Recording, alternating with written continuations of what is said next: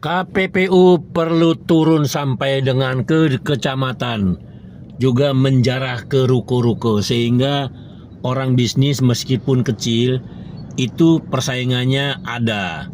Tidak sembarangan di sini buka warung Padang, misalnya di sana ada Padang, di sini bakso, di sana bakso.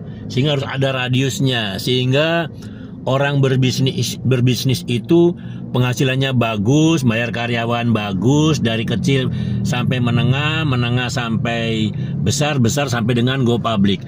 Nah ini kan tidak layak. UMKM kalau puluhan tahun sampai seperti begini ini tidak layak namanya. Pemda itu harus mau bekerja secara tertib.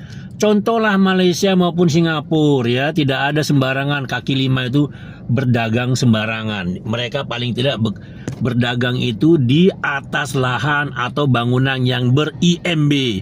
Demikian, mudah-mudahan KPPU sampai dengan ke kecamatan.